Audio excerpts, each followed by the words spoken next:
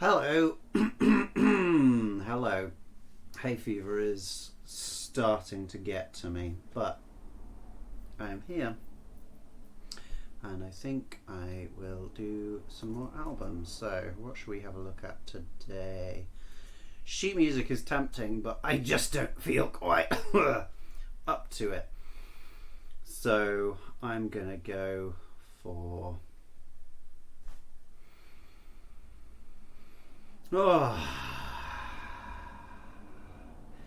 there's so many options, so little time.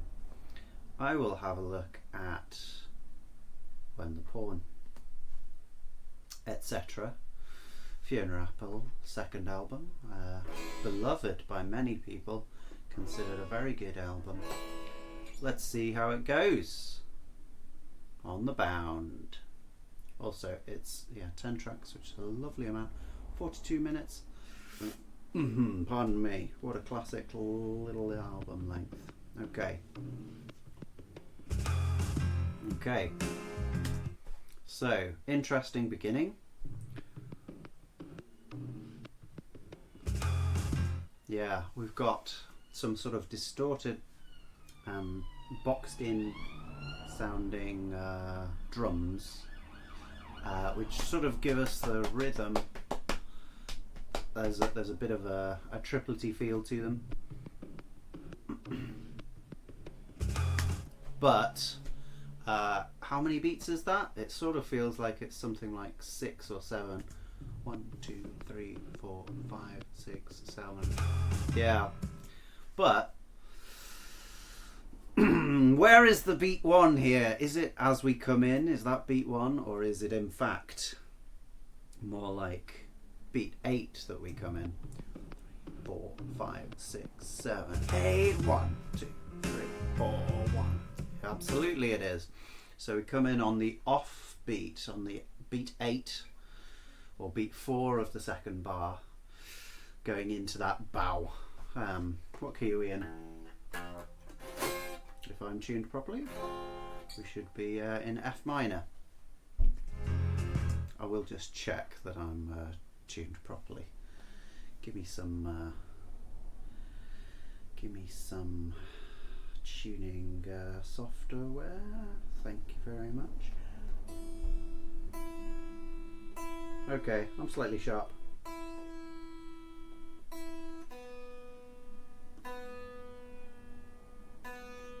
But it's pretty much there.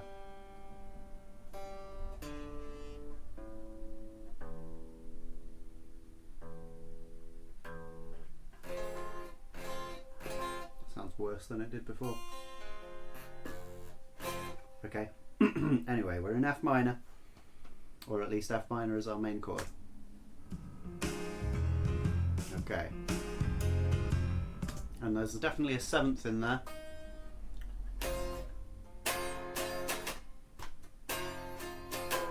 And then we go down to that E. That's...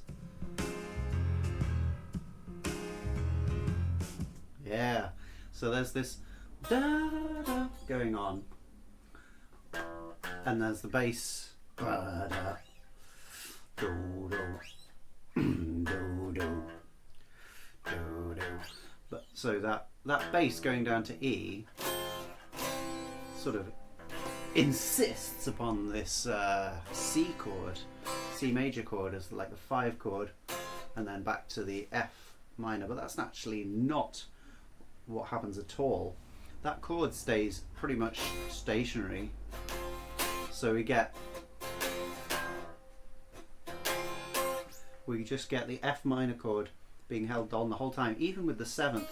The 7th is an E flat. So we get the E flat overlapping just briefly before it comes down with the E below.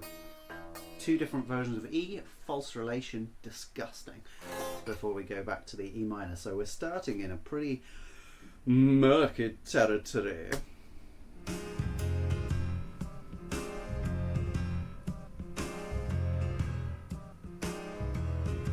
Yeah, there's also this other thing going on. It's something like that. Might be an octave lower.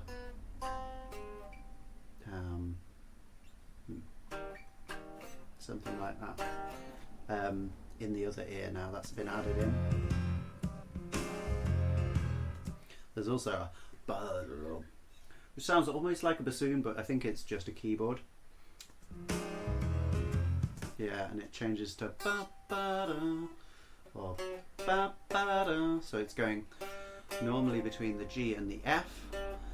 So making that now not a 7 chord, but a 9 minor 9 chord, F minor 9, which resolves down. You could see it as just a 9/8 resolution.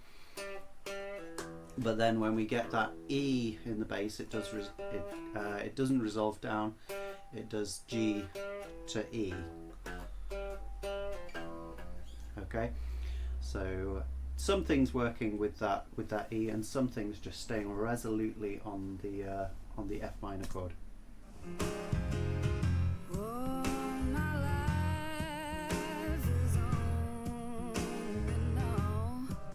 Okay. Really long notes in the melody, filling out that space between these chords. Now we do have two parts of the accompaniment taking up that space. We've got the low notes and then the ba, ba, da, filling in that space. So it's something like ba, ba, ba, da, ba, ba, ba, da, ba, ba, ba, ba, da, that kind of thing. So we do have the space filled. It's not like it's totally empty, but there's still very more percussive, less legato feel to all of those things. And when Fiona comes in, she's singing very legato, very differently to the other things that are going on there. Make sense? Good. Let's carry on. She's using basically a pentatonic melody. There might be another note in it, and if there is, it's going to be one of those notes from the minor scale. Let's have a look.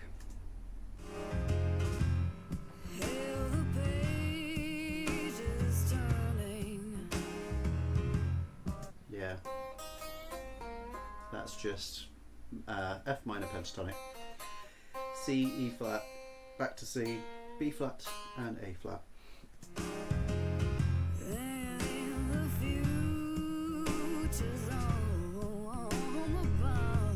Yeah, very improvisatory phrases going down. Whatever they do.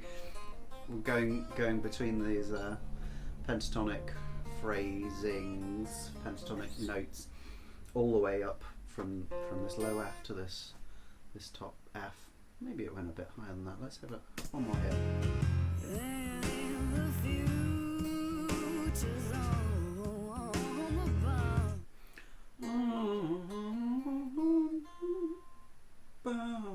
No, it didn't. It went up to the F. Cool. We haven't said much about the drums so far, but wow, is that offbeat strong? Goodness me. Yeah, we've got like, I mean, it's a classic thing of having a kick drum on the first beat and then the snare on the next beat.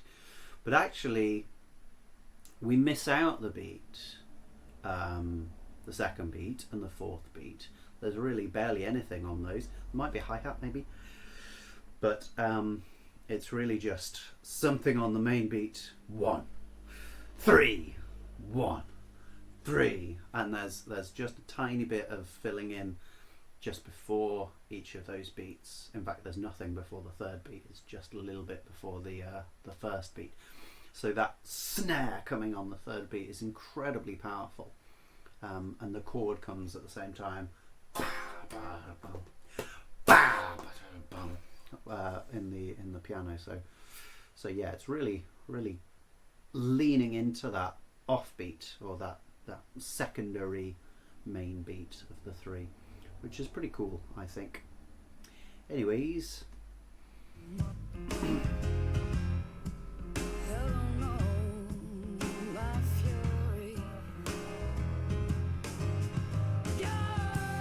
Oh yeah.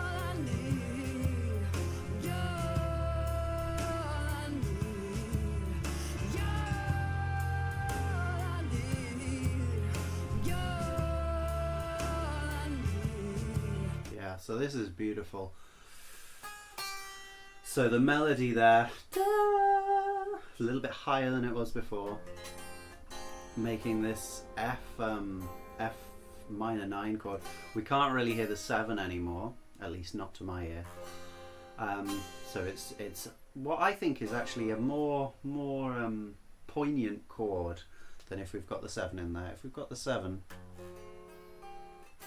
it sort of mollifies the clash, because we've put something in between these two warring notes. But here, this one doesn't really do that so much. Does it? Maybe a tiny bit. It's better than just those two on their own, but it feels like both of those are really biting each other. Yeah. Unfortunately, the long held dissonance there does eventually resolve down to a note in the chord. Nee. Okay, so that's our first non-pentatonic note as well, which gives it power. And then yeah, we repeat the same phrase, but now we're over a D minor chord. We weren't expecting that at all, having had F minor constantly for the first bit. Now we're in this next chorus. We've got that D minor. It's not even in the same key, so it feels real psychedelically connected to the previous chord. Lovely stuff, lovely stuff. And the melody just repeats the same thing but down that minor third to fit in exactly the same way with the new chord. But the new chord doesn't fit in exactly the same way. It feels very, very of its own thing. Very much not like the previous chord.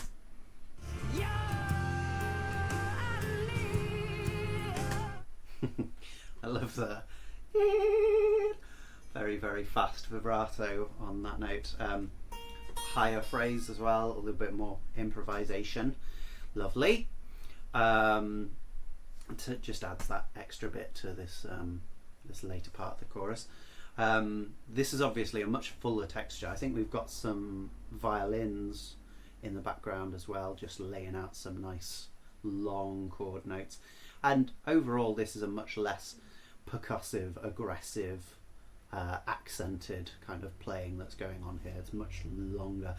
That said, Fiona Apple's delivery in the voice is a lot more aggressive. So swings and roundabouts here, I suppose.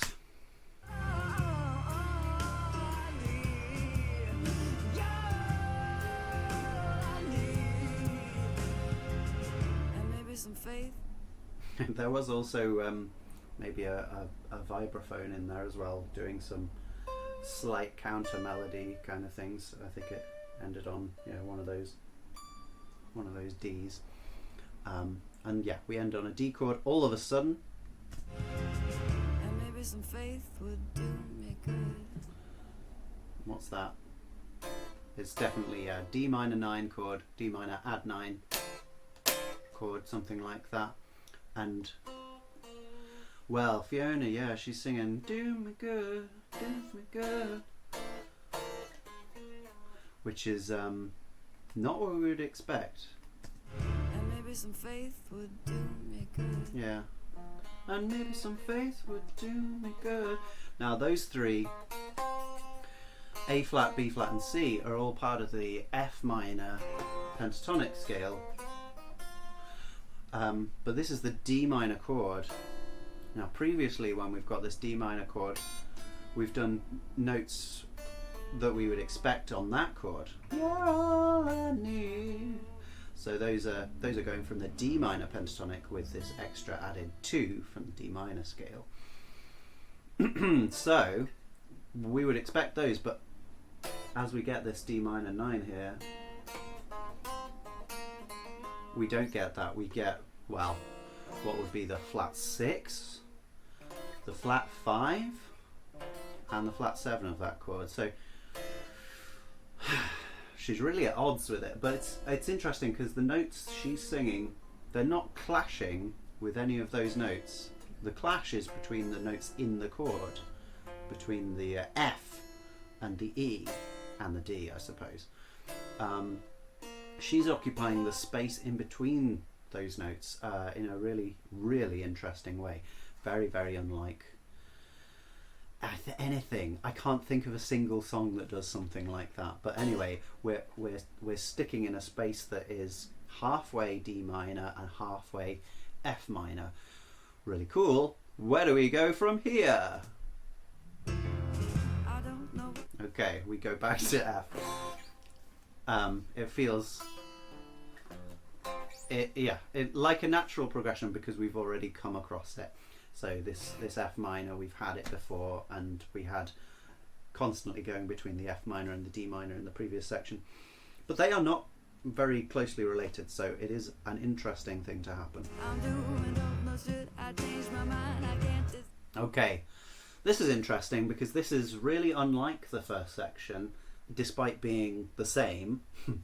I'm not proud of myself for making that distinction. I surprise myself with these words.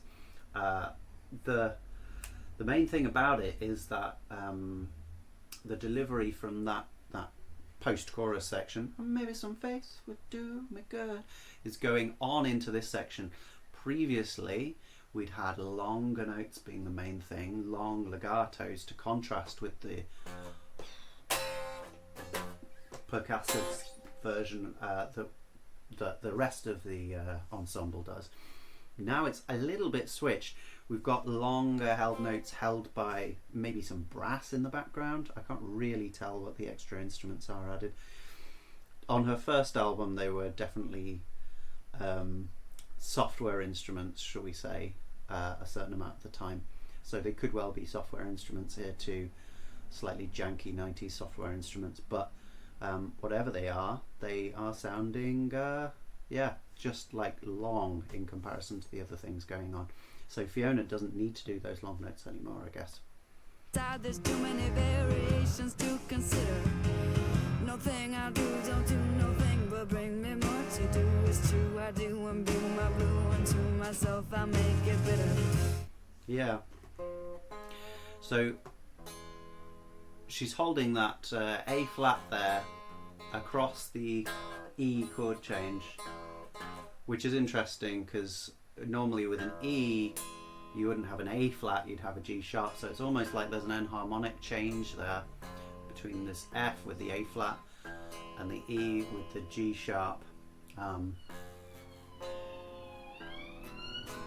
like that kind of thing, like Forced In by Muse, if you want to have a go with that kind of progression. There's plenty of other examples. As well as that, this melody is totally different to the previous version of this first section. It's maybe entirely improvised. Just seems to be fitting words. I don't even think that the words fit to the same meter. In fact, I know they don't. So that's interesting.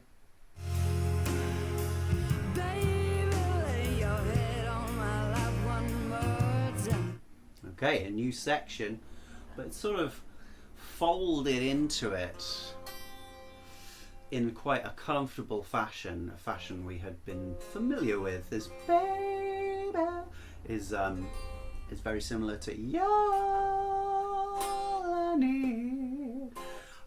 It's happening in a very similar fashion, but then we get our B flat minor chord, which we weren't expecting. We haven't come across it before. It's a perfectly standard chord to get in association with an F minor, but we hadn't come across it before, so that's fun. Tell me you belong to me.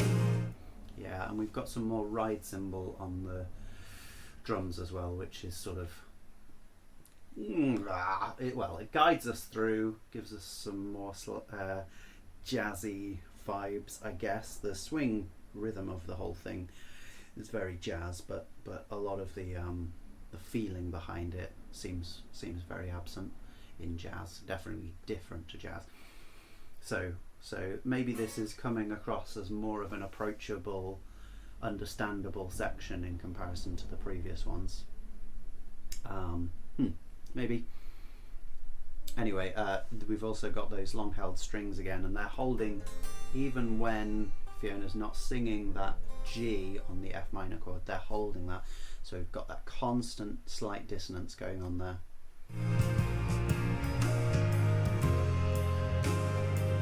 Baby, say it's all.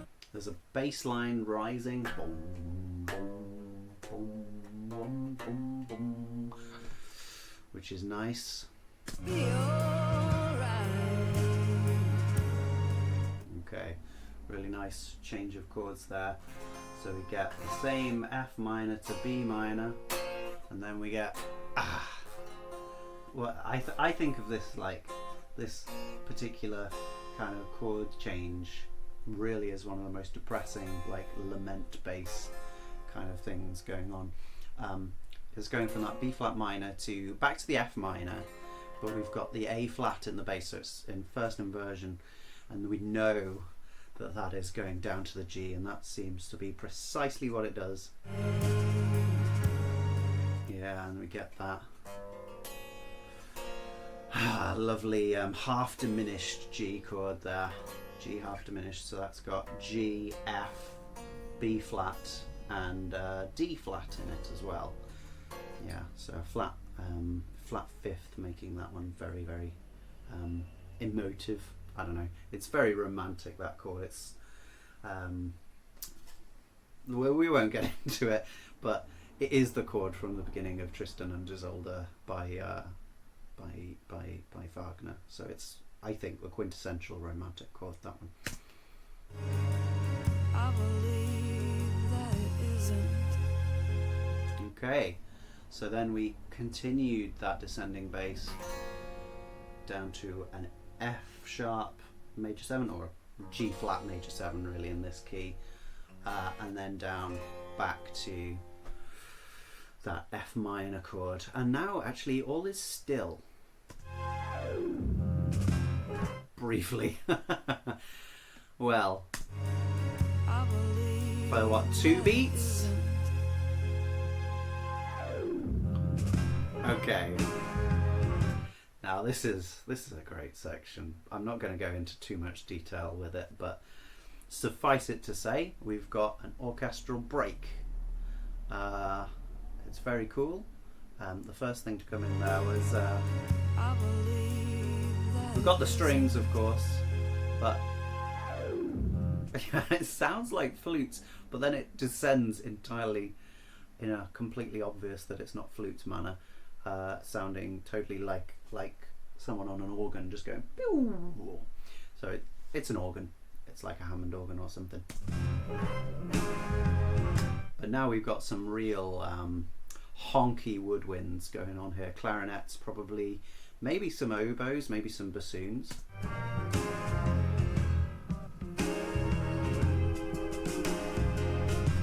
Wow, so that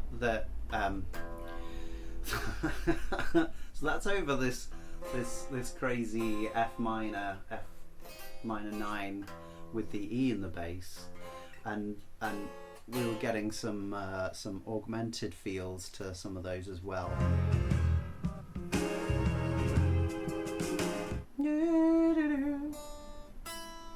Yeah, so that it's got the E there.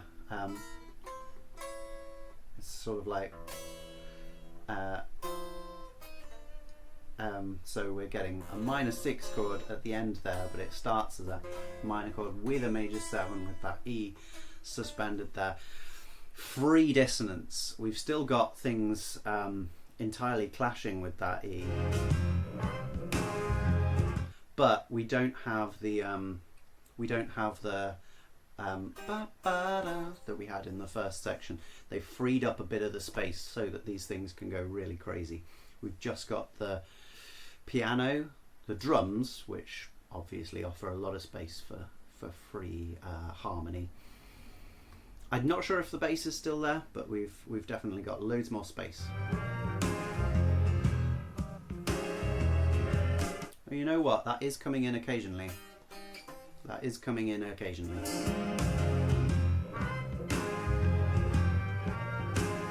And that's a really cool melody that we've got there. There's nothing compared to it. in the bits that Fiona's singing. It's just a minor melody. It feels almost musical-ish, really, like it might come from a musical.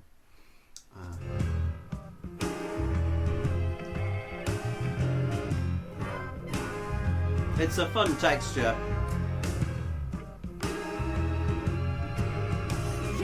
Yeah, so they sort of have that melody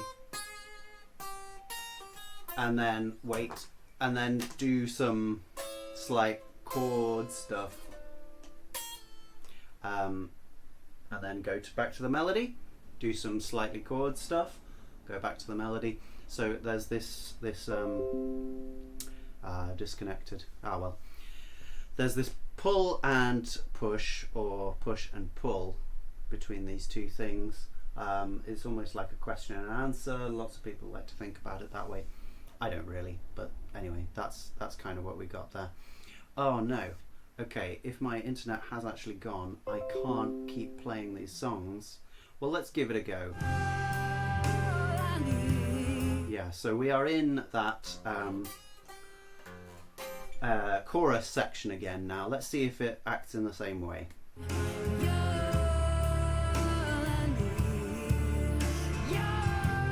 Yeah, it's very similar to the previous one. Maybe with a bit thicker on the strings. The backbeat is still being emphasised so much. That third beat of the bar, 1, 2, 3, ba. It's so powerful. It's really great.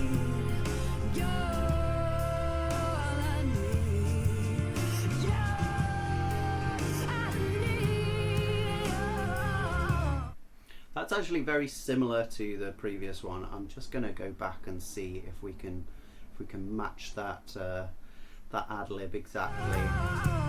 Yeah.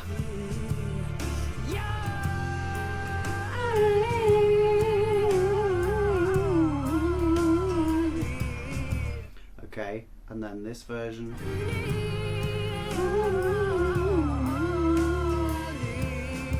Yeah, very, very similar, if not the same. I think probably there's been a bit of copy and paste there. No doubt courtesy of the studio rather than courtesy of Fiona Apple. But anyway, it's what it is.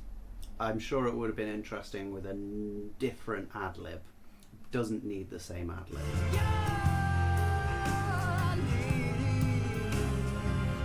Maybe some faith would do me good. Same thing again there. Maybe some faith would do me good. Yeah, same strange chord. Yeah, you could see it as a D minor 7 flat 5 or a D half diminished with a 9th if you like. Yeah. I can't play all those notes at the same time. But we don't get all those notes at the same time anyway, so it's not really that chord. It's a D minor with an added 9, a no 5th, and then something happening in the 5th to 7th range that is unexpected. Slightly, maybe binary. You could think of it as like binary tonality or bitonality. Anyway, it's just for a moment, and then oh, maybe it's not for just a moment. We've got now the same kind of thing happening, but we've got drums propelling us. They seem almost improvisatory as well. Maybe some faith would do me good.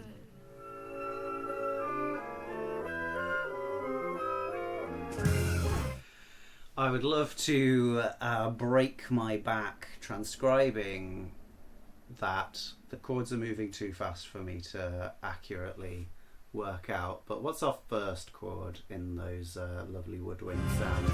Maybe some faith would do me There's our D minor. Maybe some faith would do me good. Absolutely fine. Maybe some faith would do me good.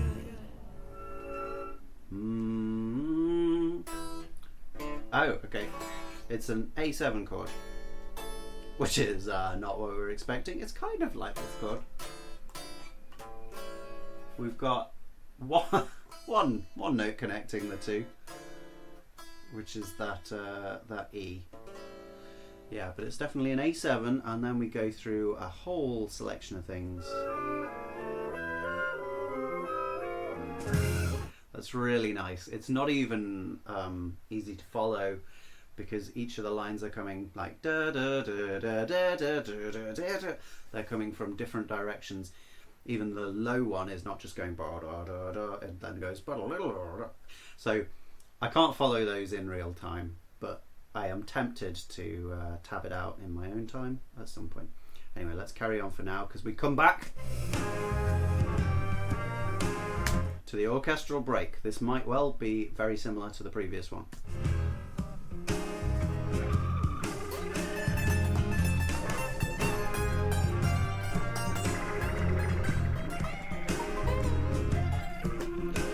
So it is, but we've got way more space for organ freakouts. We've got that melody, ba, ba, da, da, da, da, da, which is fun, and then the crazy electronic effects going on in that space instead of chordal orchestral stuff, which is an interesting development. Yeah, quite experimental.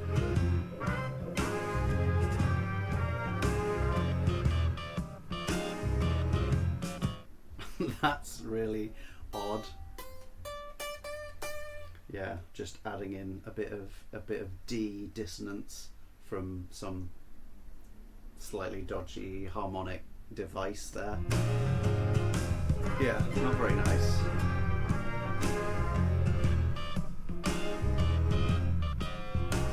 Yeah, it sounds maybe like a guitar going between D and E flat with some some harmonic or maybe undertones. Ooh.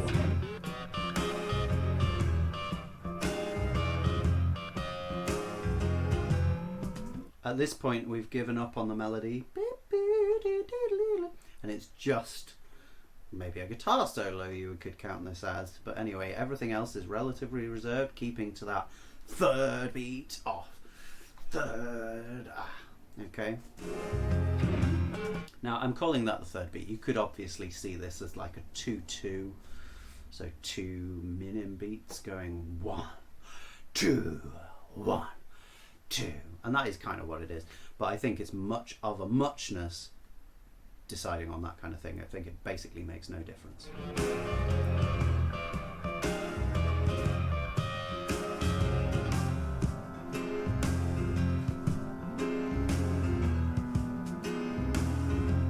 Really nice. So there's a something that sounds like a piano but is probably something electronic going ba, da, da. So it is actually following not just the E down, but now the C of that F chord is going down to a B, so it really feels like more of a shift on that chord.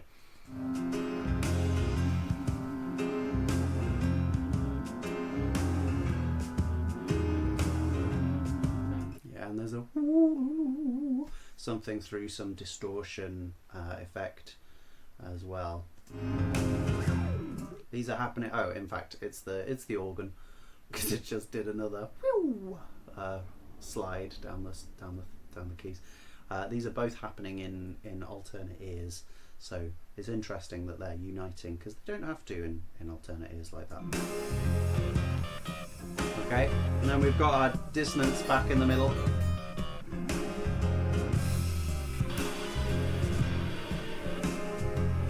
That's quite a fun kind of thing going on in the flutes, maybe? Yeah, definitely flutes.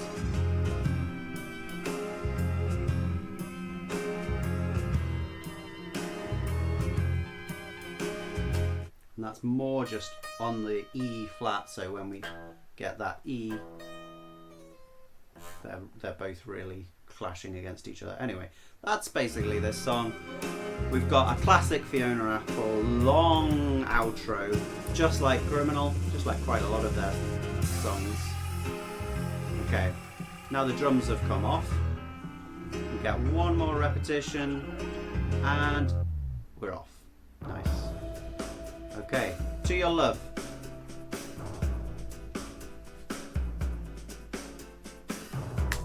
Alright, I will just sum up on the band before then. Yeah, it's basically an F minor, but we did have some deviations to that D minor chord, and then the furthest deviation we had was to that A7 chord that the orchestra started, and then they had their massive load of chord changes, and then it ended back on the F minor. The F minor with that back groove. The first beat being nowhere near as important as that other beat. That's just where all the emphasis goes, on that third beat. Yeah, really nice. Kind of interesting melody, but overall the melody is less thought through than the other aspects, apart from in the orchestral bit and in the chorus.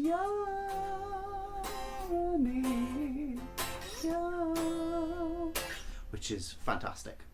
So, To Your Love. Now.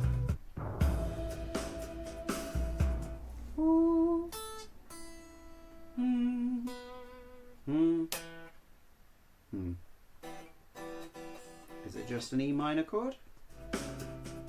Okay.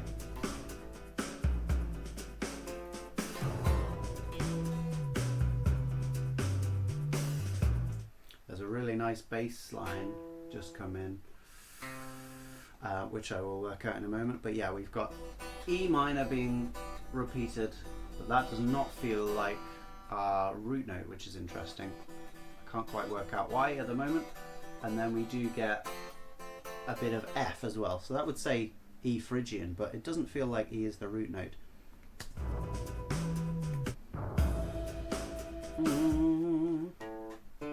Yeah, there's a lot of E. And then we do get C there, which does change our root note.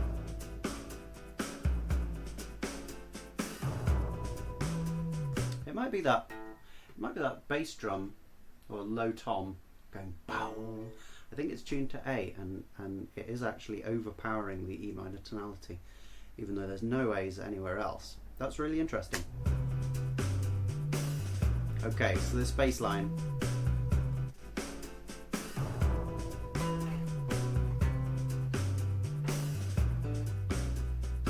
Okay, it's like, and then how does it go after that?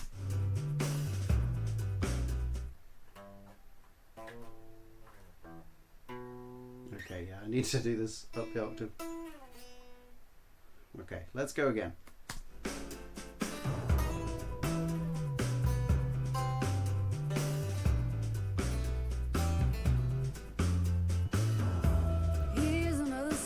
Okay, it's sadly not even carrying on, I think, but it's very cool. It gives a bit of melody in an unexpected place just before Fiona comes in. Now the drums, what's going on with the drums?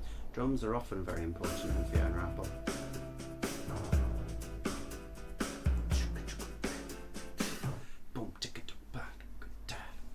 It's that kind of thing, so we're getting emphasis on the first beat, the 2 and then the 4 and.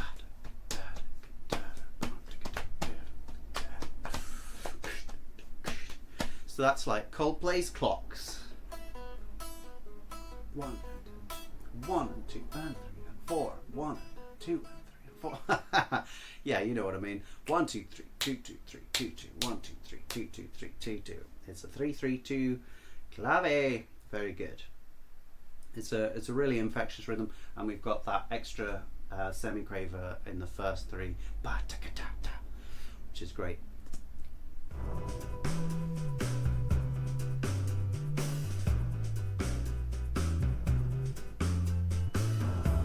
Here's another speech you wish I'd swallow.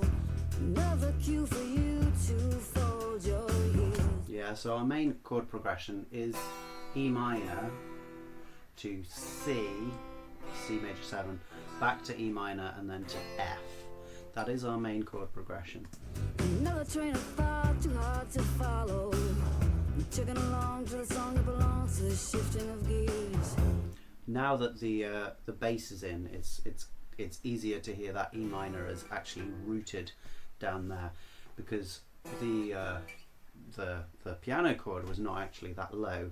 The drums seem to, at least for me, take precedence in the tonality, as low instruments tend to. But normally drums, you have a bit of freedom to tune them completely off with the rest of the stuff. But it's interesting that I have been hearing those resonances more clearly in my old age. Anyway, we're just about to change. The song that belongs to the shifting of gears. Please forgive me for my... So suddenly F minor, C minor. Plain as evident in my existence. Sorry, not C minor, but C7. So this is a classic 1-5 progression. 1, 5. So that's totally expected, but what isn't expected is that we had F major in the previous section, and we had E minor in the previous section, and now we've got F minor. F uses an A, E minor uses a G, F minor uses an A flat, so we're definitely in a different place to that which we were, which is fun. Just a sudden key change. There's no connection between those two keys really. The F, I guess, is what we changed from. So we were on the F chord and then we were on the F minor chord. So you could call it modal interchange if you like, but really we are just changing tonal center. We're changing from the E to the F. Please forgive me for my distance. Shame is manifest in my resistance. I think it's actually changing between being a C minor sometimes and then a C7 some other times, which is a really interesting idea. Basically just changing that E flat to an E sometimes. They have just this slight difference. One feels slightly more tasty maybe, and the other is a little more bland. I don't really think that's a fair way of describing it. I think one's just softer and the other is sharper. Cool.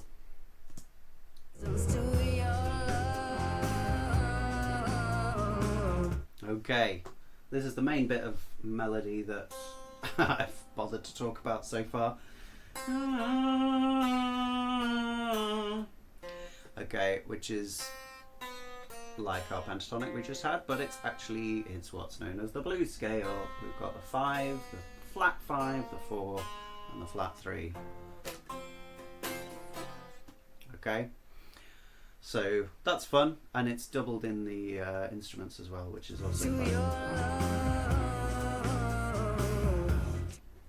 I think it's over this chord, the B flat chord there, B flat 7 probably, B flat major 7. Yeah. There's not much chordal information there. I think it's just the bass. And the bass is actually not very helpful. It's doing something like that. So it could be over a B flat chord or it could be something else. It doesn't really feel like a strong chord, but we've definitely got some F minor and F blues stuff going on there. Okay, and then we're just back again, back in E minor. What an interesting change. It's a little bit disconcerting and it feels a little bit sick to me, in a good way.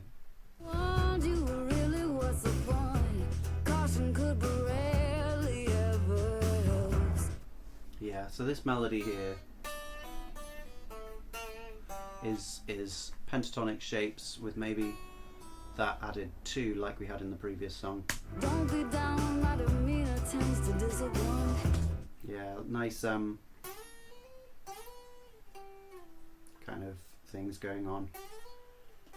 Could be in real flutes, could be in fake flutes, but whatever. They're in the background, which is a nice extra feature. It's hard enough even trying to be civil to myself.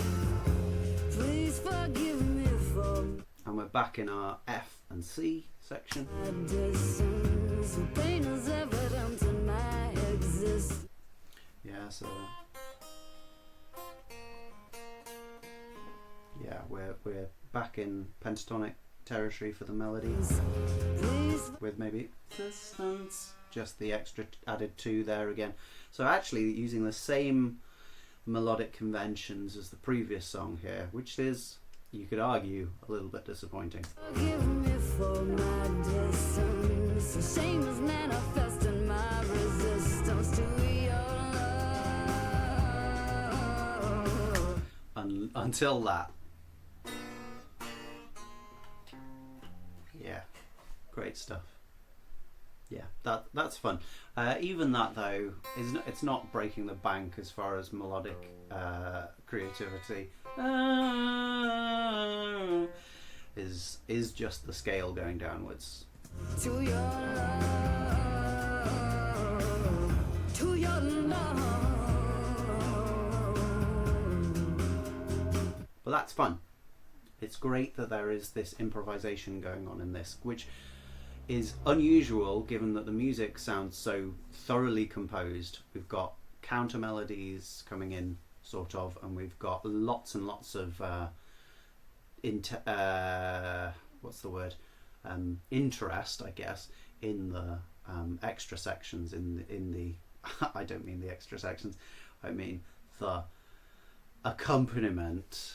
So in the background there's loads of extra things been added, and there's a very unusual chord progression which is really fun and has clearly had some thought put behind it, and how the melody fits with that has also had some thought put behind it.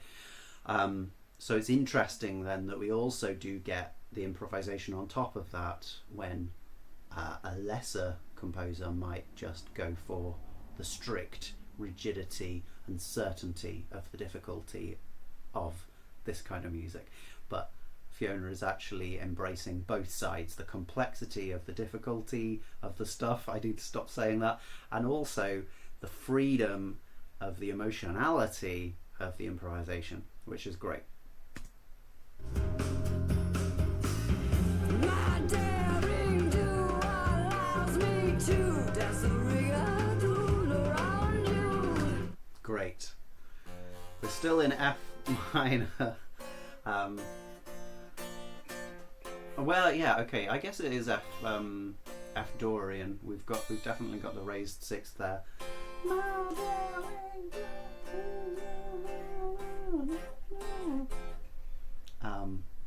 And then is that, or is it that? Let's hear it one more time. My daring do allows me to dance the rigadoon around you. Yeah, very cool. I don't know if it's fair to call that a vocal jazz kind of thing. That's maybe a bit classical, really. You would get it in a lot of jazz styles, but cool. The chord progression there is F minor going to B flat major, going to what is kind of like a flat 6 chord probably, and then a G7 chord with that flat 9 in the melody, which is really fun. The only chord that doesn't fit there, or that feels out of place, and I mean that in a good way, is the G7, because that's not in our tonal center. The B flat, you could argue, isn't, although we've not had much confirmation of what our 6th is in this scale, so it might as well be that one. The melody over the first 3 chords is pretty much just on that G, which is an added note for this chord, it's an added note for this chord, and it's an added note for this chord. But then when we get to the G chord, it's not, and so she has to change it, but she does come back to the G. It's an interesting thing. Yeah, definitely a different kind of feel. But by the time I'm close to you, I lose my desideratum. And now We've also got some really good percussion going on here, very different to the kit that we've had so far.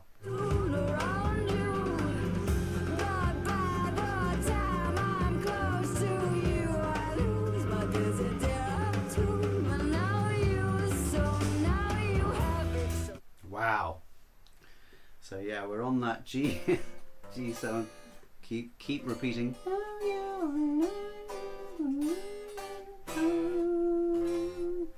Oh, where do we go? Where do we go?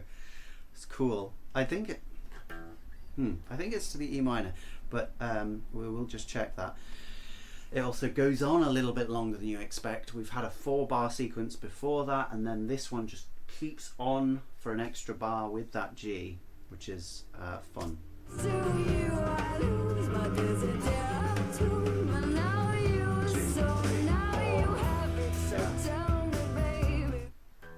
Yeah, so we're back to our first section, I guess, but it feels so different because we've come from that strange way. G7 to E. Well, G is our relative major if we're in E, although we were in E Phrygian with this F, so that's not really relevant. And the G7 wouldn't be what we would expect from the relative major anyway, so well done making a completely unimportant and useless comparison there, Seb. What's the word? Am I your gal or should I get out of town? I just need to be reassured. Do you just deal it out or can you deal with what I laid down? Please? The bass is really, I don't feel like any 4 bars the bass has done the same thing, which is great. It's always doing something slightly different when you listen to it. The piano is often quite similar bar to bar, and here it's just ba ba ba ba ba ba ba ba. But yeah, the drums and the bass especially are laying down a quite free groove, which is great.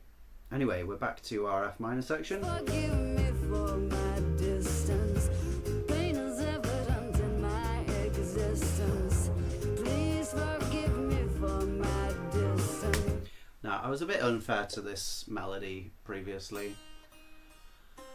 It's not the best, but it is kind of interesting. Da, da, da, da, da, da, da. That ends going up from the G to the A flat, and then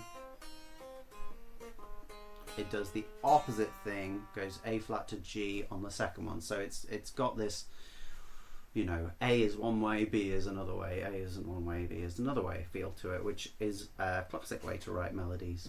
And I think it does work, especially because scansion wise there's definitely different amounts of syllables in both sections, so they don't feel equal, but they do because they have this equality about them. The shame is manifest in my resistance to your love, to your love, to your love.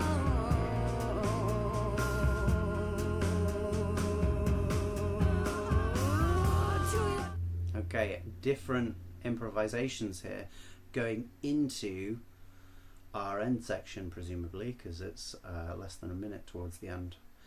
Must be. We've also got now 2 voices, which is the first time that's happened on this album.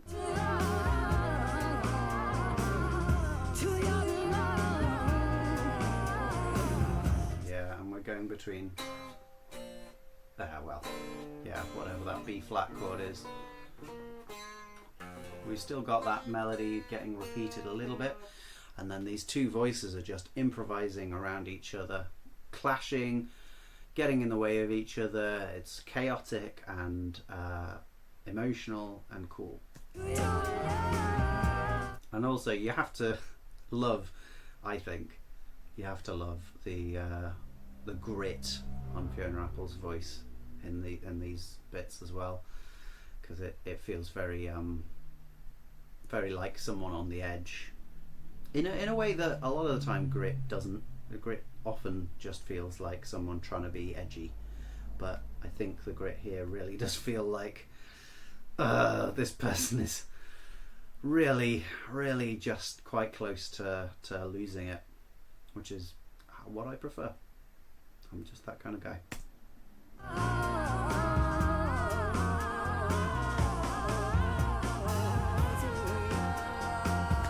One of the melodies is up here.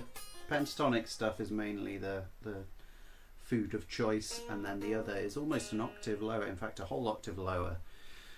So they've got out of each other's way now and they're doing different things but in the same space.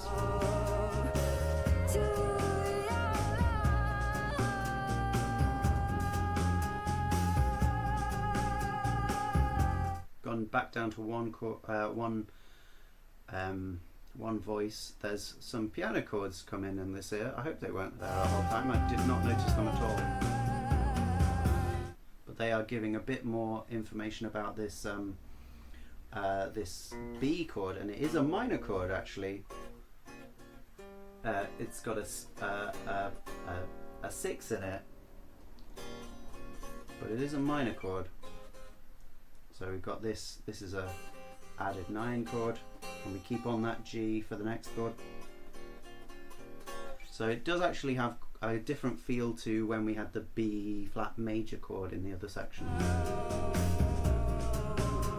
Feels darker, a little bit darker. We just added some pitched percussion at the end there, that was kind of nice, and the drums rolled us out. Okay, cool, interesting. Yeah, so we had that strange mix between E minor as our tonal center and F minor as our tonal center. Yeah, very interesting.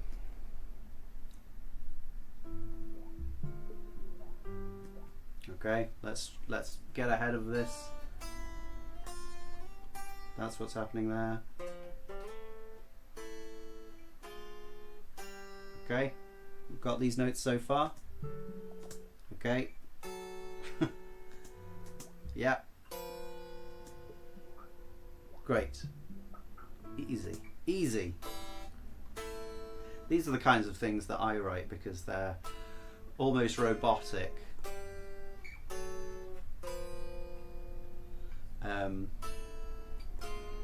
So one voice is going down chromatically.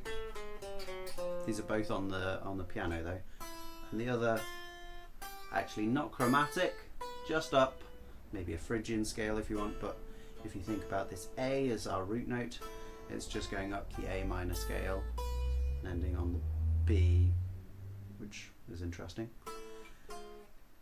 But because we've got these two different scale approaches going on and they're going in different directions, we get a new chord and a quite unexpected chord sound on each of these. This is basically an A5. Then this feels like it's whatever this minor chord is, F minor. So A5 to F minor, so then these are the same, so it's just a G, okay? This feels very much like a 7, like it would be that. Well, maybe it doesn't now I've played it, but that's the only way I can understand it right now.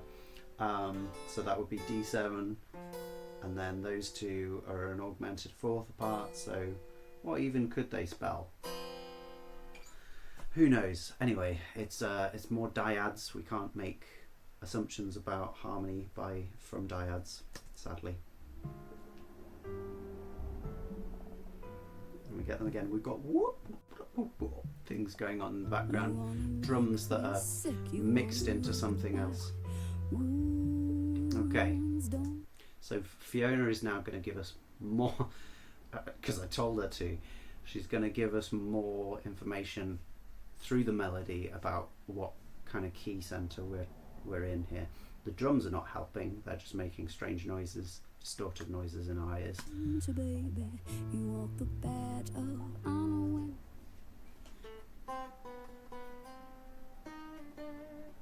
Save my high. Okay, she's very much saying we're in A minor with a bit of the 2 again from that A minor, and maybe just a little hint at the bluesy 5th.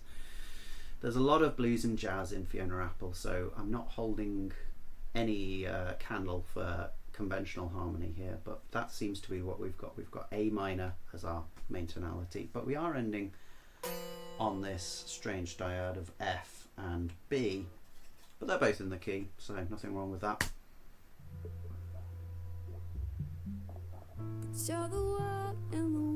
And the bass is doubling that descending thing. Ah! Drums! Wow. So, very cool and sort of very comfortably played groove there from the drums, with this backbeat being very, very heavily hit on the snare again. So this time it's not 1, 2, it's much faster, and it's 1, 2, 3, 4. So it's still very powerful, and it's so different to what else is going on. They've just got these solid notes taking up 2 beats in the piano, and then actually being held for 8 beats across the last 2 bars, which is crazy. And the bass is doing the same, and Fiona Apple herself is doing some slightly more active stuff, but it's nothing in comparison to the drums. The drums are just riding everything forwards.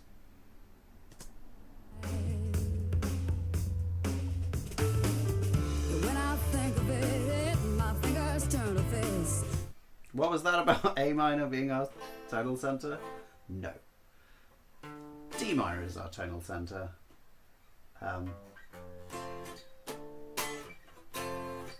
Yeah, D minor. Don't know what you said about A minor. You were. When I think of it. We do have an A minor there, but it's definitely the 5 chord as opposed to the 1 chord. Oh. But is that D minor? When I think of it, my fingers turn to face. Ah. That's bold. That's very audacious. It's a D minor to begin with, then an A minor, and then it comes back as D major. We've just changed the tonality of the root chord just on a whim, and it doesn't even fit. Like, it's so hard to hear. It's only in the piano there, as far as I can tell. I never did anything to you, man. And then we go, F, C, and we're back to D minor. But all those fit fine. The D major though is really crazy. No matter what I try, you beat me with your bitter lies. So call me crazy, hold me down. That is a little bit different. I never did anything to you, man. No matter what I try, you beat me with your bitter lies. So call me crazy. Okay. Yeah, so that's D minor, A minor, F, back to D minor, and then it actually manages to shift the tonality around just by having a different chord on the first beat of the bar. So now we're in A minor again. And we've got that descending riff. And it's slightly differently emphasized. Instead of constantly being on each beat, we've got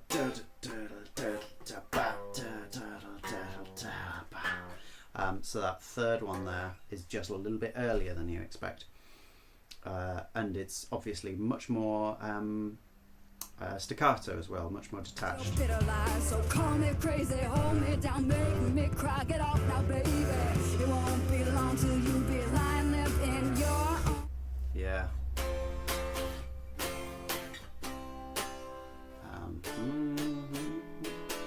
There's something slightly weird on the D there. Now, baby, it won't be long till you be lying up in. Ah, yeah, it's a B. So actually that makes this one more of those half diminished chords before our E7 bringing us back to A minor. Yeah, nice. So very, very energetic section there with a lot of chord changes. I think it went D minor, A minor, D major, A minor, F, C, D minor again, and D minor, A minor, F, D minor, A minor, and then we've got this descending bass line. F, C, yeah, B, B half diminished, E7, and then we're back. Whew. What a great 16 bars that was. Fun. Okay, and then we've got the weird distorted drums, and then we've got normal drums. But they're, oh, no, not both together. This feels very like the first section. Very similar. Wave the red flag, baby, you make it run. What is cool about the melody is it is occupying again that space in between the two parts. So she's not interfering with the note ranges of either of those parts.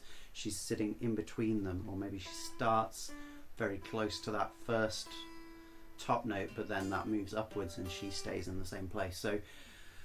So nothing's interfering. Each part is very, very clear in the harmony.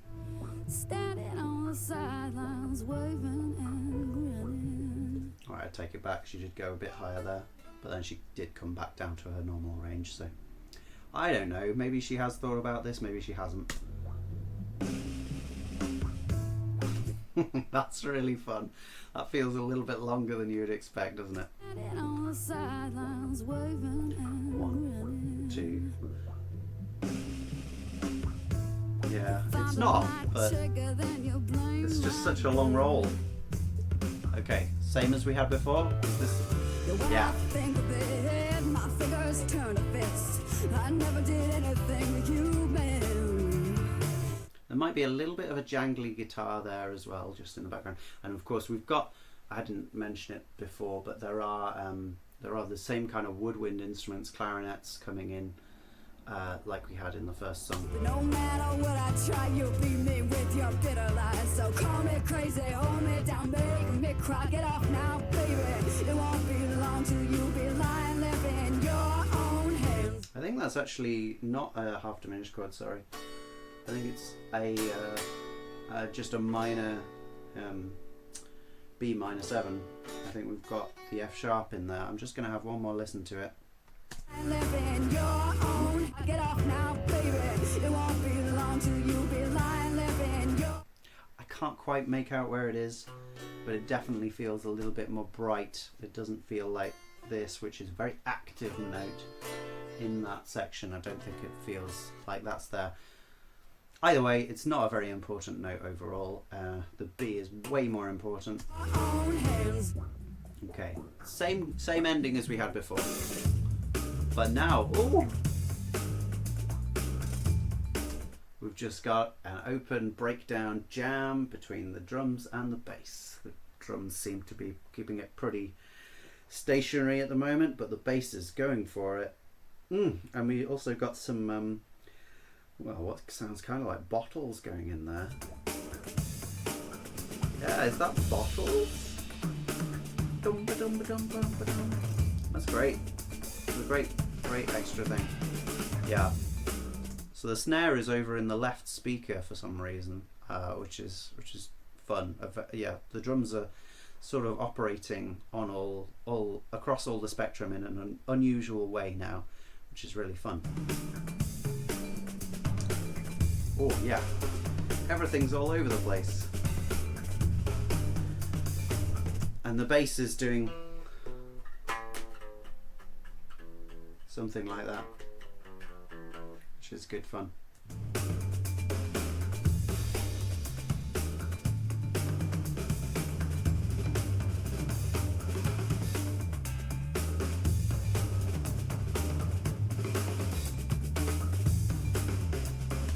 Sections like this encourage me to just improvise over the top. I do really like how it sounds, but it's leaving so much open space. I just want to fill it. Oh. Well, never mind. Maybe next time. We've gone back to our first thing. It's a cool idea. It does hold a lot of weight. Okay, so that time obviously we didn't have the verse, we just went straight from that idea into, you could call it the chorus section, I suppose, or maybe a pre-chorus and then the chorus comes later. But yeah, anyway, just straight in with that. Very easy transition, but the drums didn't guide us in this time. My fingers turn to fists. I never did anything to you, man. But no matter what I try, you beat me with your bitter lies. So call me crazy. There's actually a little bit of extra string stuff in the background. Try you beat me with your bitter lies. So yeah, and especially on that, they make the D major again. So between, no, what's the chord before that? It's F, isn't it? So they've got the F there, the F sharp there, and then just disappears for this next chord. call me crazy, hold me down, making me cry. Get off now, baby. It won't be long till you be lying, limp in your own hands. Nice. Very, very undeliberate. What are these words? Very predictable ending in many ways, but a very powerful ending. We've had that ending twice before in this piece of music, so it would make sense that it happened actually at the end as well. Could we have had this as only one version of the thing? Maybe, but it was quite nice that we got that extra bit of jam section. It's actually, yeah, I mean, you know, people like Charles Mingus used to improvise over things like Rite of Spring, that being one of the most, well, heavily composed, let's say, pieces of classical music in existence. Very, very interesting for many, many reasons, and it's got loads of good grooves in it. But, you know, to take a jazz musician and just shove them on that, and they're just playing it on their record player and making some incredible improv on top of that.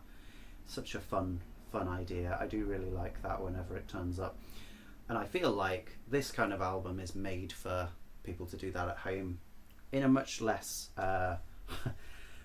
maverick genius way. We don't need to all know the incredible chord changes going on in Rite of Spring to play over this the section in Limp there.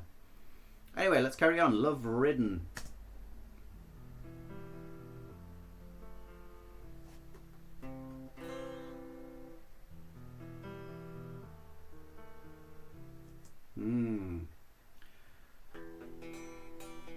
That's great. So the first time, very straightforward chord progression there. E to F and to C, just 3 notes on the C, 2 notes on the C, I think. But then that second time we get the E flat along with the A of the top bit. They still resolve to the C though. Love Ridden, I have a look at you with the focus I gave to my birth. Yeah, so it is a proper give to my. It is a proper diminished chord. Don't think we get all the notes of the diminished 7th chord, but it is definitely a diminished chord there. Rather than just being like a, if it was an F chord, we could easily just add the E flat and get an F7 chord, but that isn't what's happening there. We've got that kind of thing going on instead. Maybe it's like that, and then we're going to the C. It's a nice progression. Day candles I've wished on the lidded blue flames. It's also almost the first major song we've had on the album, so that's nice. Under your brow Okay, I did actually just ignore that chord sequence. I've wished on the lidded blue flames. Under your brow. Okay, it's G, F, E minor for a bit longer, and then C major 7. Yeah, really nice, really placid kind of lake with these strings, and the only real moving part is the piano and I guess Fiona singing. I wished for you. Okay. And we had that B7 leading us to a perfect hint, going into the E minor. So we are actually in E minor. It sort of felt like we might be in C for a bit.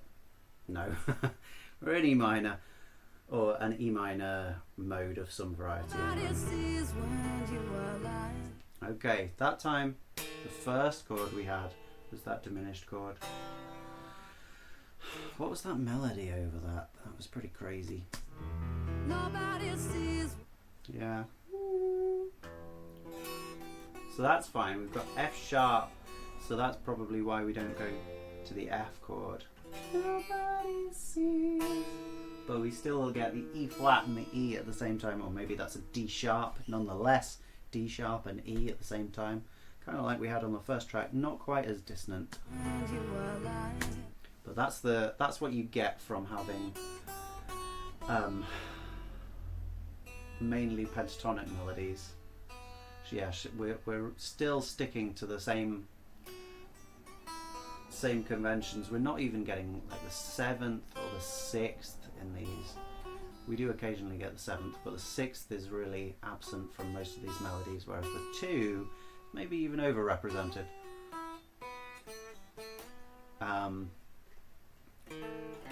But yeah, we're back to our original chord sequence. We've just got the E flat version first.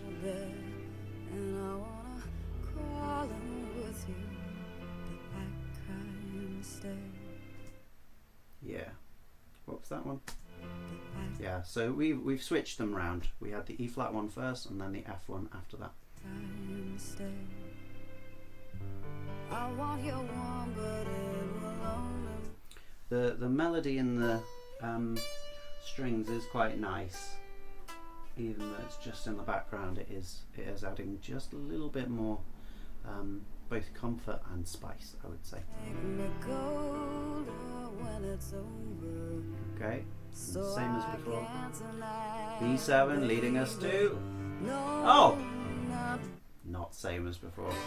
G this time. If I need you, I'll just use your simple name. Okay. G, F, E minor. We did have this before. Na, na, na, na, na, na, na. That's our most the most information given away in a bit of melody on the whole album so far.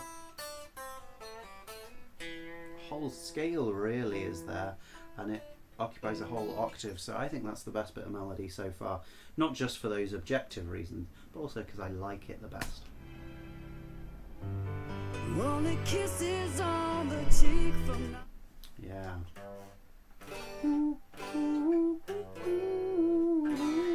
So instead of the F, we've now got an F sharp minor here, and that changes the melody to, instead of going for the F, which didn't happen anyway, you could argue that we would have had the F sharp there, but because it's the only note that's missing from that bit just before was the F or F sharp, so we could have had, and that would have worked pretty well, to be honest. But we would have expected an F just because that's been in our chords before, and now it's an F sharp, and then yeah, we get that. Now that really feels more like a D sharp augmented chord, or an E flat augmented chord, rather than a B7 or whatever it might be otherwise.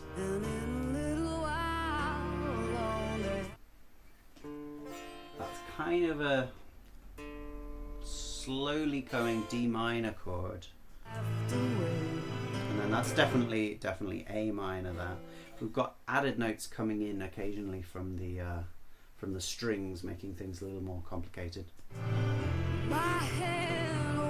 Okay.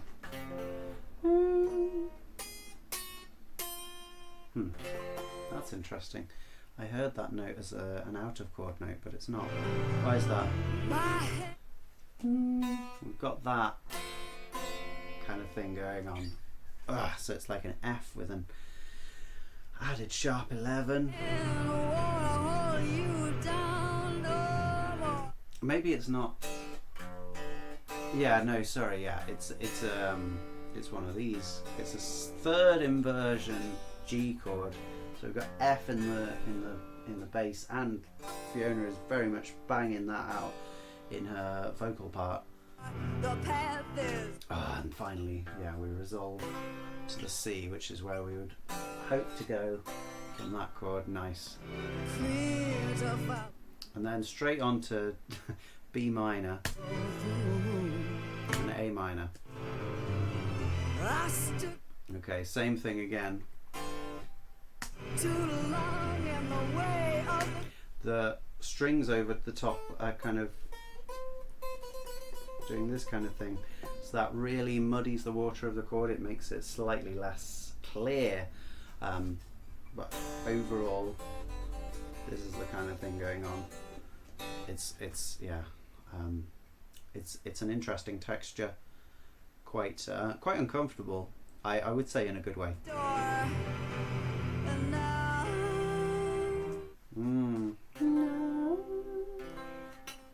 Going from the D, which is an added note, into the G, which is not, and then an E flat chord, D chord. Do you remember where we began this? On the C chord. Well, we feel like we've gone really quite far from this from this beginning in E with the F and the C. We are on a C now, but it does not quite feel like where we were at all. Yeah.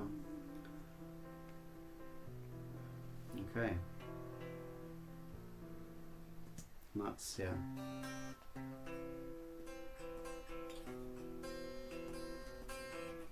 We've just got the piano doing a descending chromatic figure there. C, B, B flat, while these two are holding on at the top.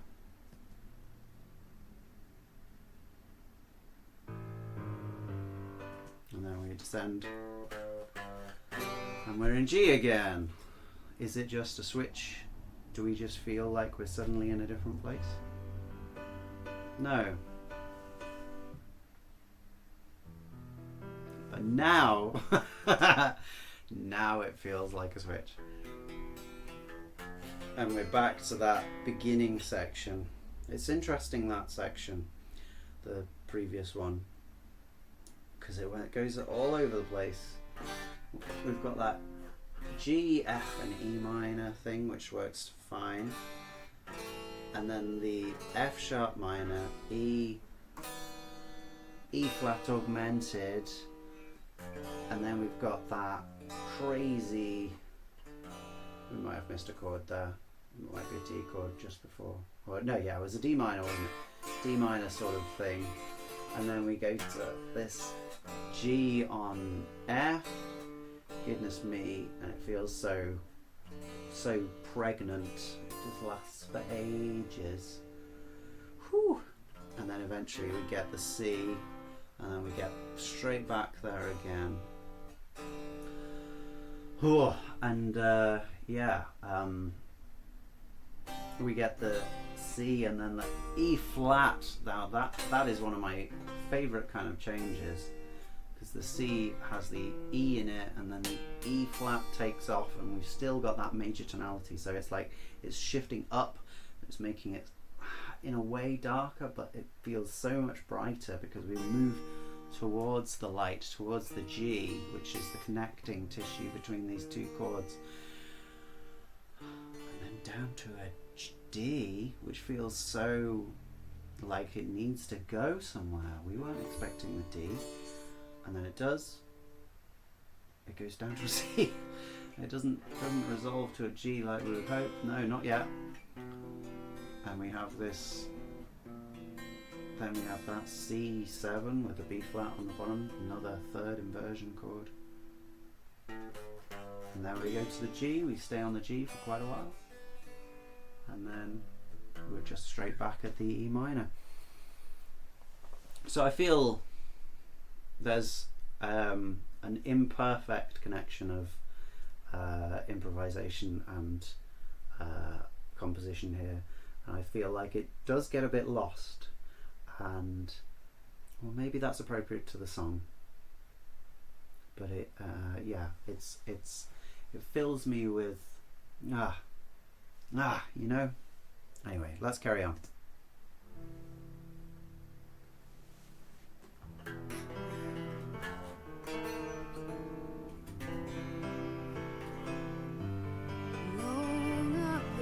Okay.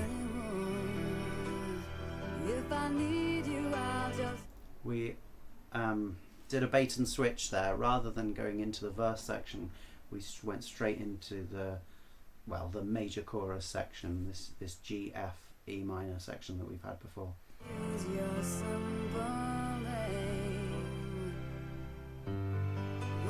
F sharp, lovely, E minor, E flat augmented, and there's our D minor, oh, and A minor, I forgot about that last time. G, okay, we're doing the same thing, lovely. If I need you, I'll just use your simple name. Only kisses on. Okay, and now the strings have dropped out, so it's just really naked with Fiona's voice, and the piano feels much less emotionally. Well, no, it's not that it's less emotionally potent. It's just that it's so much raw, much less produced, much less melodramatic, and now it's just true or something like that. Yeah. The cheek from now on, and in a little while, they have to wait. Yeah, so I think those are quite powerful. That. Adding the ninth for a moment on that one, and then that A minor 7 as well, or A minor 9. We've definitely got the 9 in there as well, and the 11. Fun.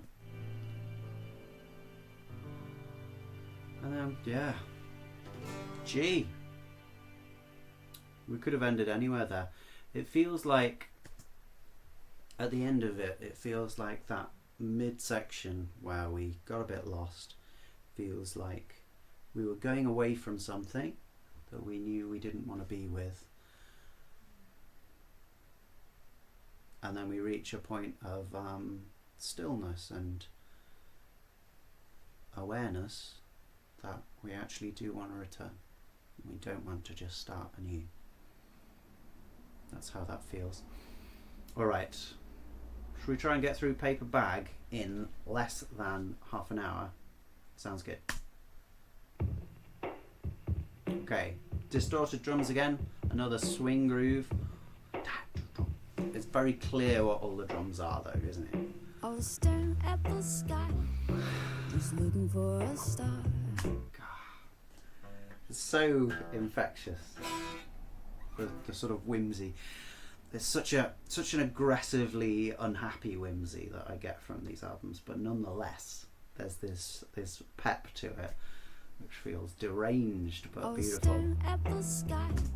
So, we're starting with a nice, nice E major, which then is completely cancelled out straight away by the melody. None of these melodies have been properly in major. Just look for a star. Yeah. Very nice chord progression. E major, C major, G major, B minor.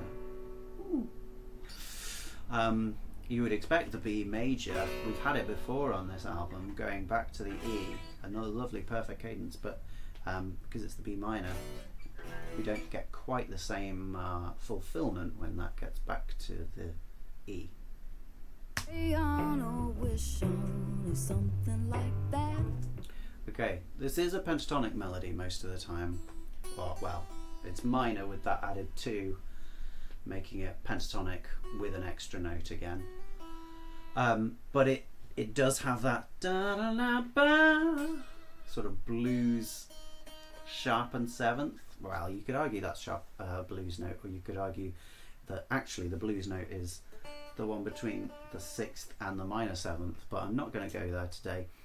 Having that sharpened 7th makes it feel slightly more musically again. But anyway, that this time is a B7 rather than a B minor 7. I was having a sweet fix of a daydream of a boy who's... Yeah, she's really playing around with these thirds. That one's somewhere there. Sweet fix. Somewhere more major than you would expect, but not quite all the way major. Reality I knew was a hopeless to be had, but then the double So what do we have there? I knew of a daydream of a boy whose reality I knew was a hopeless to be had, but then the Okay. F, E minor, A, 7. And then we're back with the E major. So she's really playing around with modes here, keys, all the stuff. Any kind of harmonic device she can play around with, she is doing that. The F out of after the B7 is quite a power play, powerful move. It's the tritone change again, and then we got E minor. E major was our main note. Well, when we've got these bluesy thirds, we don't really need a particular major or minor chord as our root note, so fair enough. And then A7, just because we haven't had that chord before, and it leads us pretty comfortably back to the E for the next section. Cool. of hope began its downward slope, and I believed for a moment that my chances were approaching to be grabbed, but as it came down it... Yeah, playing around with that third again. This is similar, but we've got different words and they fit differently. It's again, it feels halfway between composed and improvised. It's very cool. Did a weary tear, I thought it... This has a different use of the F there. Just straight after the G, we go to the F a little bit early, and then we're on the E minor early as well. was a bird, but it was just a paper bag. Yeah.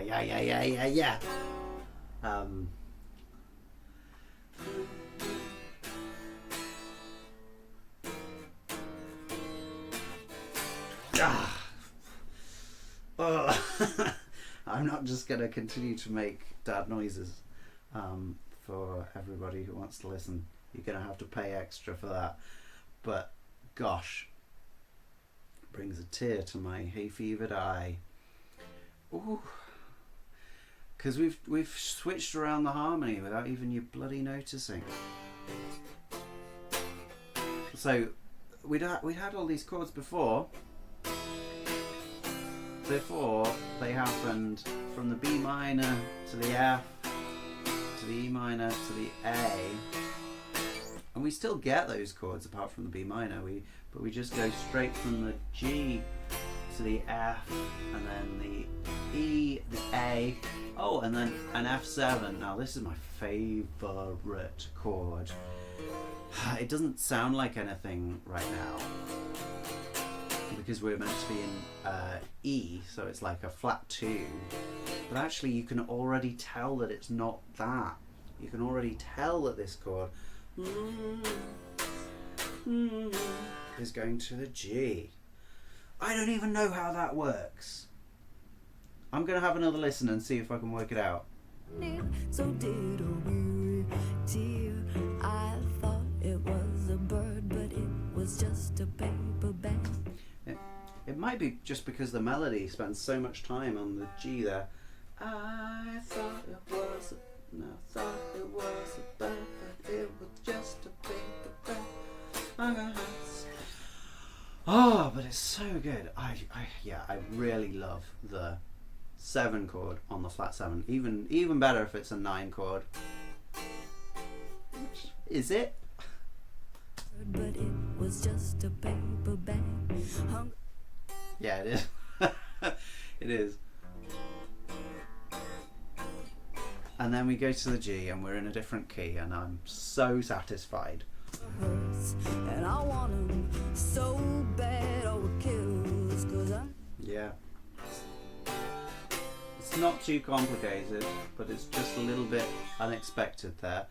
But we're not a 4-bar chord girly at the moment. Oh, I'm a messy, don't wanna clean up. I got the focus. Actually, maybe we are. Too shaky to hold. Hunger hurts, but starving works. When it comes. Randy Newman has entered the chat. So it does use these chords slightly differently in the second time. We get G, C, F for a bit longer. Now we're back to G, C, F, G, and then yeah, those particular two. Yeah.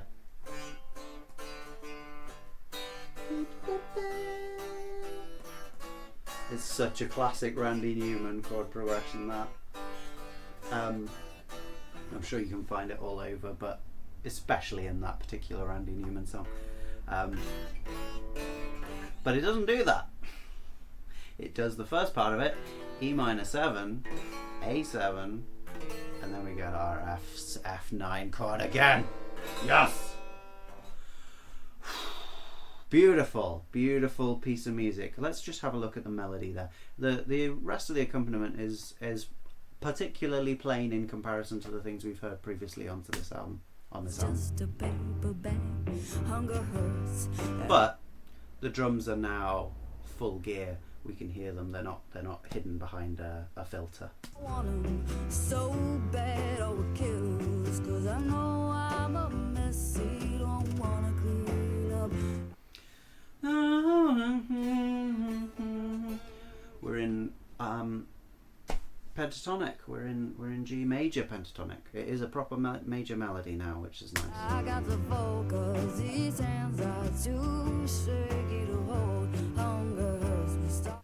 Hunger hurts, but we don't miss the opportunity to then get back to the minor one when we get to the E minor there. Hunger hurts, but Starving works when it costs too much to love. yeah, really nice. So on that F chord, cause holding the third, 2, getting the sharp 11 there, much, the 9, back to the third, 2, and then we're back to the G chord anyway. Cool. Oh. Audacious again. It's the low third as well, so we get this really mucky chord, which is going B minor, B major, B minor, B major, B minor, B major, B minor, B major, and that's just taking us straight back in a very conventional way, but in a conventional way turned somewhat into a I don't know, like a child's toy. It's like a child deliberately doing the wrong thing for their own exploratory behaviour. I don't know. That maybe feels a bit patronising, but it's it's hilarious and very enjoyable. And then we're back. We're back. Again today, looking for a strand to climb, looking for a little hope. Baby said he couldn't stay, wouldn't put his lips to mine, and failed to kisses or failed to cope. I said, honey, I don't feel so. So this is the same as we heard before. We got that F chord, the E minor, and the A. And the A is held on a bit longer, just like we got as the end of the first verse. If we think about these as like two verses stuck together and then a chorus and then two verses stuck together, the first verse and the second verse, which are both stuck together, they have different endings because they lead to a different place. And we've got the same thing going on here. Ooh, don't feel justified. Come on, put a little love here in my voice. We've got horns coming in, which is nice. Might be some trumpet. I can't really tell with brass, but anyway, some brass coming He in. said it's all in your head, and I said so's everything, but he didn't get it. I thought he was. No, it's definitely horns. Okay, and then we've got this ending again, like we would expect. It's leading us into hurrah, the next chorus. Man, but he was just a little boy. Hunger hurts, and I want him so. Interestingly, the backbeats are nowhere near as strong in this song as on Limp or as on The Bound. They're still done in a similar way, with the snare being on slightly emphasized, but nowhere near as much.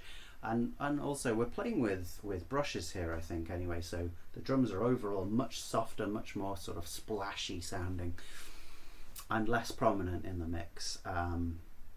Really the main percussive feature here is the piano really giving us every beat, which is great fun. Bad all we kills, 'cause I know I'm a messy, don't wanna clean up. I got to focus. That C chord, I think, is a C major 7 as well, which is just a little bit sweeter than it needs to be, in a good way. These hands are too shaky to hold. Hunger hurts, but starving works. Randy Newman! Too much to love hunger. And that's just held one bar longer than you would think it would be, and then we go back into the chorus this time. Hooray! But I want it so bad. Oh, it kills, 'cause I know I. And Fiona's going for it more as well, which is fun. Like the different lyrics and different melody. Yeah, in fact, is it different lyrics? Let's just check that.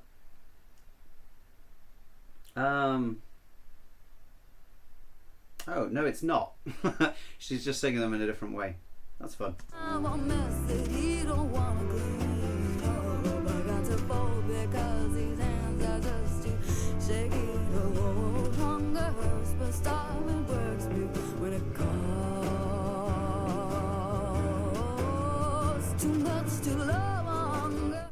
And we've got another chorus. Another chorus with another improvised melody. But I want him so bad, oh, we kill because I know that I'm a mess. It's going all over the place. I got to fold because these hands are just too shaky to hold. Hunger hurts, but stop. And the orchestra in the background really filling it out.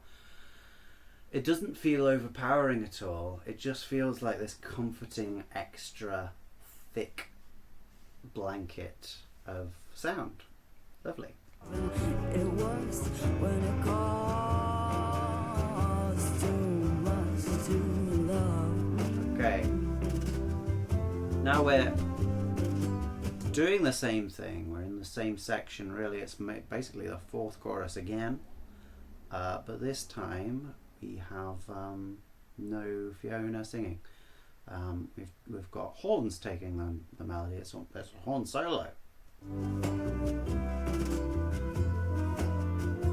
Also, there's definitely a guitar, or maybe potentially a mandolin, but it's a little bit tinny, so it might be a mandolin going on in the left speaker there, for the first time on the album, I think.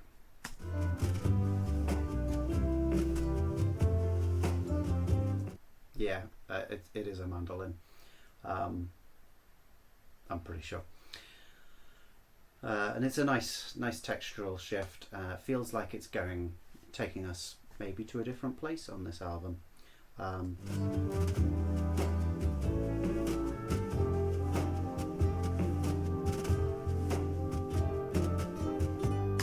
Really nice bit of horns there just at the end. They're going.